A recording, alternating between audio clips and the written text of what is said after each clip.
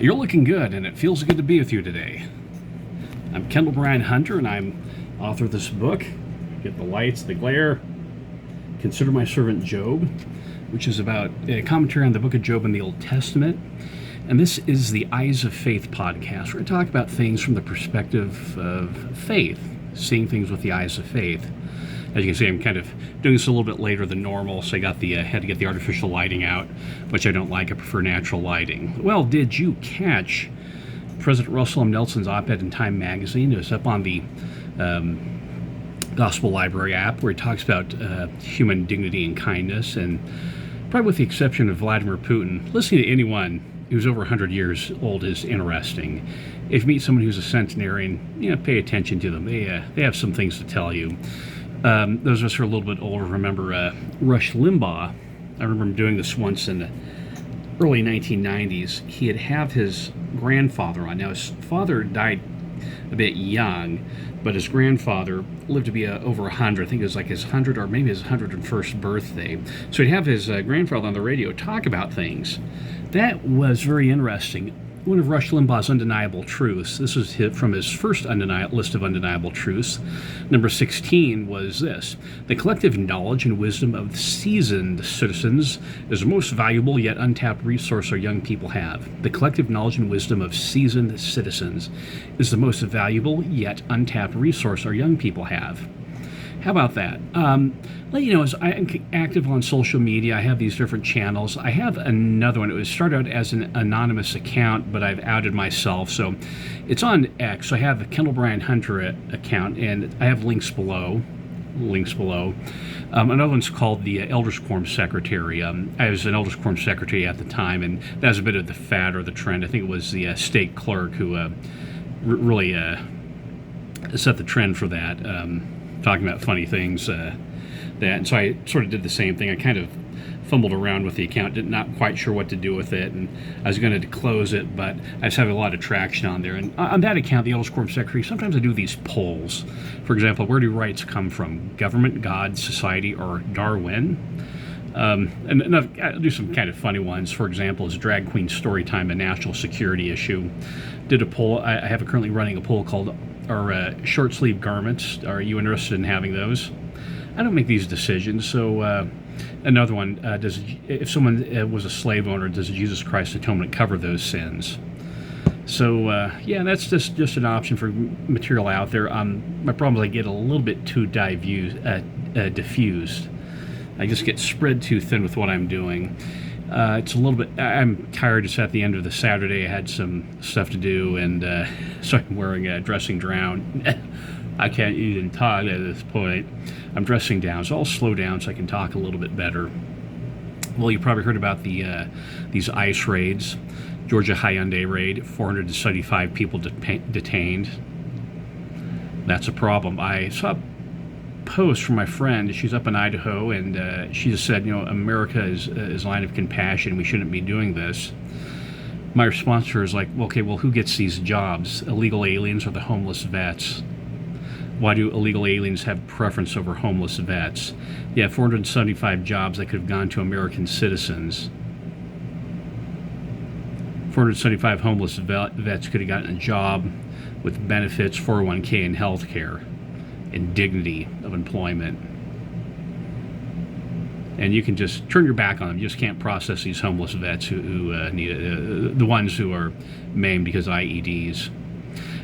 What about the Social Security fraud going on there with those 475 detained people? 475 fake Social Security numbers. You bothered by that? This is the type of thing that Elon Musk was digging in with the DOGE, Department of Government Efficiency. This actually happened at my work.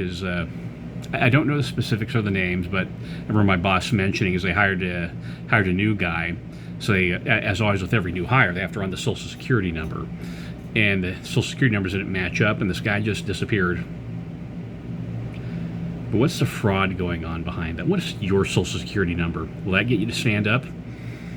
There's that movie Shenandoah with Jimmy Stewart, and just tries to stay out of the Civil War until one of his sons gets captured and says, okay, now it's personal, I get involved. Is it going to take that for you to start saying things. There's more to this than just keeping people here illegally, and there's fraud and criminal activity. It's not just one act. There's several acts of criminal activity. Speaking of criminal activity, you heard about the United Kingdom comedian who was arrested. UK comedian was arrested. So this is from CNN. Armed police officers are a rare sight in Britain, but the Irish comedian Graham Linehan was met by 5 of them when he landed at London's Heathrow Airport in Arizona, from Arizona on Monday, before being arrested, searched, and questioned. Armed. The reason? 3 posts he wrote on X in April. Linehan claimed on his Substack. He said this, and I'm not endorsing this. I don't think this is a good approach.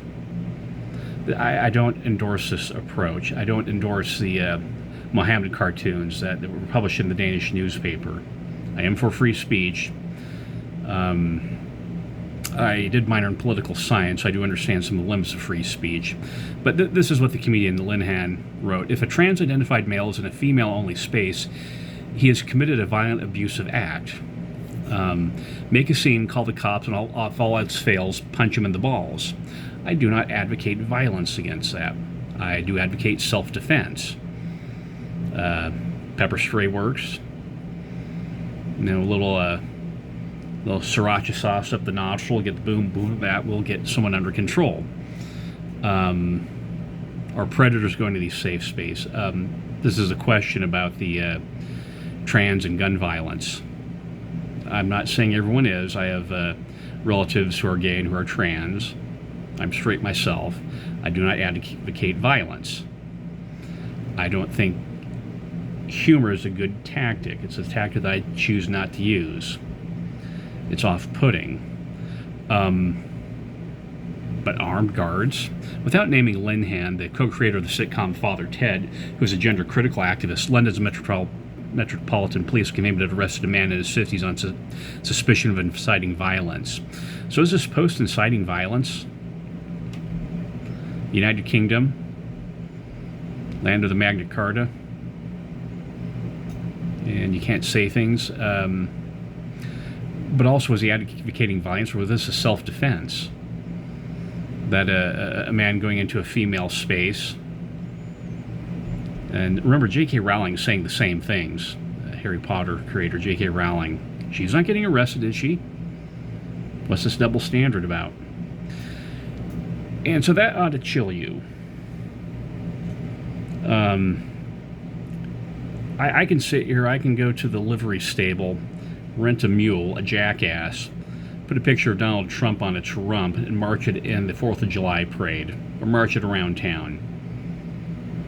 Picture of Donald Trump on a jackass's bootay, rump. I can do that because that's free speech. Can you burn the American flag? Can you burn a pride flag? And is there a double standard with that? I don't advocate those. It's counterproductive. You're not winning any friends. You overcome evil with good. I really disavow these type of activities. It's not something I do. But I also understand for a healthy society we need to say these things. I have a link to Rowan Atkinson, Mr. Bean. He talks about that comedians need to have free speech to say certain uncomfortable things. It's a bit like in Shakespeare's plays, where you have the fool. You always understand when you read a Shakespeare play, the character of the fool is the one who's speaking the wise things. And it's the same thing with a comedian. Think about this. What are you going to do when you have a prophet goes to the United Kingdom, gets arrested for some of his conference talks? Is this the reason why they're toning down things in general conference, or sort of talking sideways about things in order to not be arrested? There may be some wisdom in that. Michael Savage Band in the United Kingdom, Dr. Laura Schlesinger. And these are Commonwealth countries who our heritage traces back to the English law and the Constitution, the Magna Carta. This is Canada and the United Kingdom. Not too different from us, and they're losing their freedoms. Maybe Ezra Taft Benson wasn't a lunatic. Maybe he was dead on, and maybe some of his critics or people who tried to rein him in. Maybe they're the ones who were in the wrong on this. Maybe he saw something that we didn't see. So question, rights. Does a person have a right to get a job in America if they're born in another country? Is there a right? Do you have a right to criticize people? Or just free? Because with that one, there's no immediate threat of danger with that post, because there's nothing in there, so he's talking abstractly as opposed to immediate threat. Where do rights come from? Government, God, society, or Darwin? Senator Tim Kaine, now he was Hillary Clinton's vice president nominee, said this: the notion that rights don't come from laws and don't come from the government but come from the creator, that's what the Iranian government believes. It's a theocratic regime that bases its rule on Shia law and targets Sunni, Baha'is, Jews, Christians, and other religious minorities. They do it because they believe that they understand what natural rights are from their creator. So the statement that our rights do not come from our laws or our governments is extremely troubling. Now, first of all, did you notice the Islamophobia with this statement? Well, that's what Iranians do. Then Shias, Baha'is, Jews, Christians. But you notice the dicto simpliciter. All religions are alike. Going to a Buddhist neighborhood, I'm fine. Shintoist, Taoist, Hindu, I'm fine. Yeah, Muslim. I went to Muslim neighborhoods on my mission. This is during the Gulf War. I felt safe. Jews, Jews are probably the safest place you can go. Sikhs, they'll be nice to you. But it's interesting, the Islamophobia and the creeping Islamophobia into others' faiths. That's what the UK, the United Kingdom, New Atheists do, is they do this broad brush, seepage, guilt by association approach. Well, he has the Wahhabi terrorist, and that, of course, seeps into every faith. So Mother Teresa is tied with the 9/11 terrorist. Does that feel right to you? So you notice the Islamophobia, the sweeping generalizations, and you probably heard Ted Cruz. Now, just to be transparent with you, back in the primary, I voted against Donald Trump, and I voted in favor of Ted Cruz and Carly Fiorina in the primaries, but with the elections, I voted for Trump, and then Trump, and then Trump. So if you see I have issues with Trump, I saw the same thing. It was enough for me to vote for Ted Cruz. But I did vote for Trump in all past three presidential elections. You heard Ted Cruz's response. Now, this is not isolated. Back in 2012, you had the DNC, the National Convention, they voted God out. And I have a link to the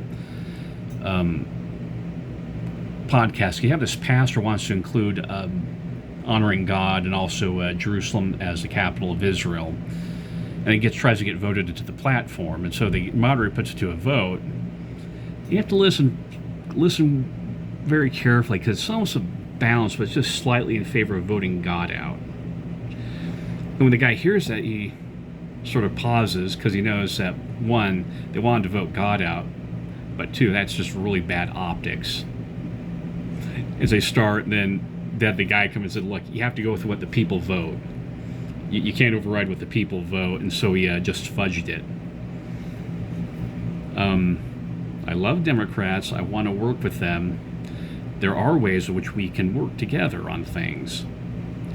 I respect atheists. I understand that people legitimately, someone who went through the Holocaust or had a horrible childhood, could come to that. I'm also aware of the Korihor effect. Korihor was the atheist who saw an angel. I'll work with people when and where I can. I realize that just because you left the church doesn't make you a bank robber. But this is troubling. What does the Book of Mormon teach about denying God and denying Christ? Who's the God of this land? What happens when we stop serving Jesus Christ? What was that saying in the Book of Ether? Where do rights come from? Government, God, society, or Darwin? If they come from government, can they be voted in or can they be voted out? Society does depend upon social pressure, the democracy, mob rule. Darwin. Do we have rights because we're inherently people? If we have Big Bang natural selections, why do we have human dignity? Planet Jupiter is the product of Big Bang. So are human beings. What makes us different from the planet Jupiter or some asteroid out there or cockroach? The mold in your bathroom, what makes us different? Why do we have human dignity and the mold in your bathroom on your toilet doesn't? If, as Bertrand Russell said, we're an accidental collocation of atoms, what does anything mean? Well, if you have God, you certainly have purpose. This is sort of the God of the Aristotle, sort of a non-denominational God that most people feel comfortable with. Especially when you're a Christian, where God became man so that man might be God. God became a human being. Certainly we have human dignity with that. We're created in God's image. And when you take God out, you lose that.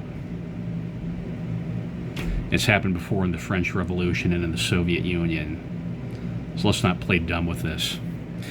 So I titled this, I thought about this, and I can't stop thinking about this. The Keatons.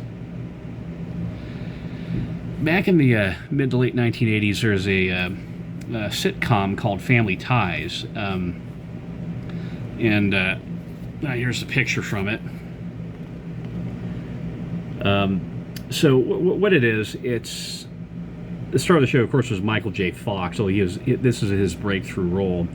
But it was about the parents who were very liberal. They met at a peace rally, fell in love, and had a family. But part of the situation comedy is that their son, played by Michael J. Fox, was very conservative. So they were very liberal, very conservative. They had tension in the family. And so two things with this TV show is, one, it was an intact nuclear family. You had that TV show, Married with Children, that was a bit of a parody of these Leave It to Beaver, Ozzie and Harriet, and even Family Ties. I think they ran concurrently for a bit. Healthy nuclear family versus a dysfunctional family. It's interesting. It comes from Fox, The Simpsons, and Married with Children. They had Roseanne Barr. So that at least was an intact nuclear family. So it's semi-dysfunctional. But you have an intact nuclear family, but you had a mixed political views within the family. Now, how did the Keaton family, with the parents liberal and their son Alex P. Keaton, played by Michael J. Fox, how did they make it work? Well, one answer is that, well, it's just a TV show, it's fiction, so they just do whatever the writers tell them to do. That is 100% correct. But you understand, for a show to be good, it has to be logically consistent. You see these horrid MCU and superhero movies and the garbage that Hollywood's producing, stuff that's nerdrotic and the critical drinker. Honest trailers make fun of left and right. There has to be an internal logic to it, and the writers were able to depict that. But remember, I talked about this persuasion model. I don't know if you call it conversion, persuasion, or ideological expression, but you have the first level, which is the philosophical, and that's the technical and refined area. Etre and Niant, Plato and Aristotle, New England Journal of Medicine for medicine. That's the technical, refined stuff. Then you have the next level, which is the popular level. That involves nonfiction, Nova, Animal Planet, Cosmos.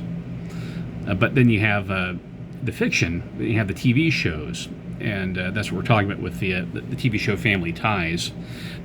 Now, it's interesting, you can use TV shows for activism. For example, in the 1990s, there's always a TV show with one gay character.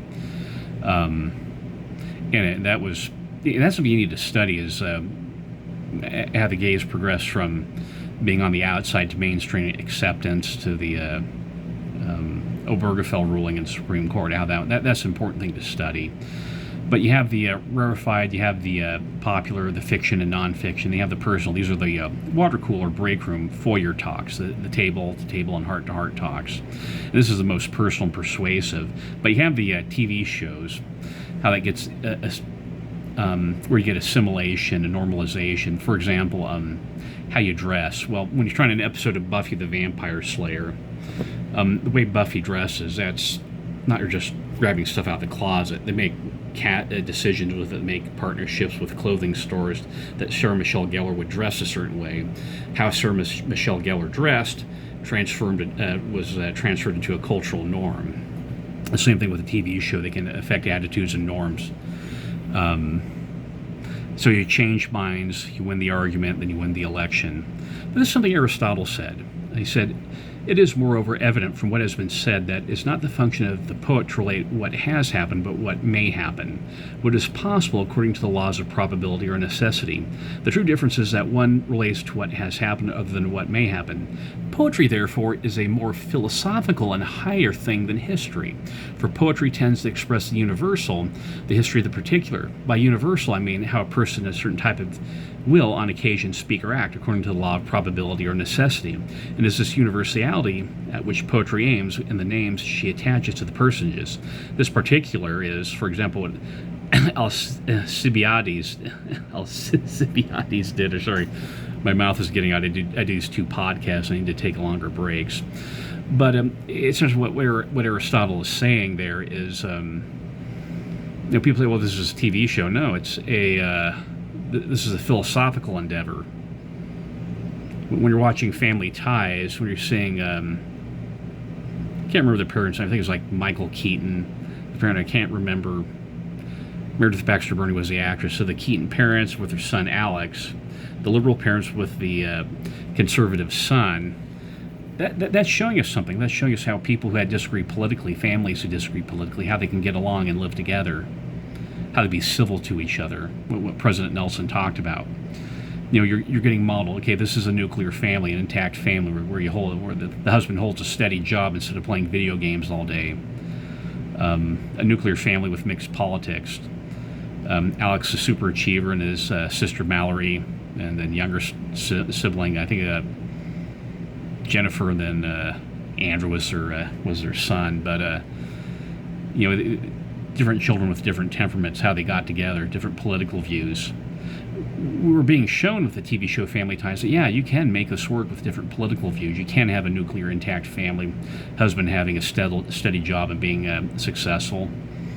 It was a model for us. It established a cultural norm.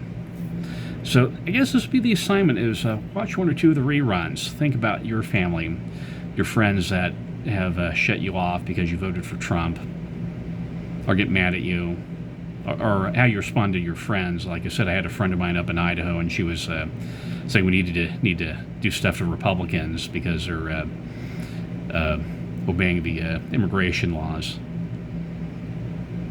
Sometimes just let it slide, engage in a wise fashion. But think about the Keaton family. They made it work and use that as an ideal for us. That's a higher philosophical way, according to Aristotle.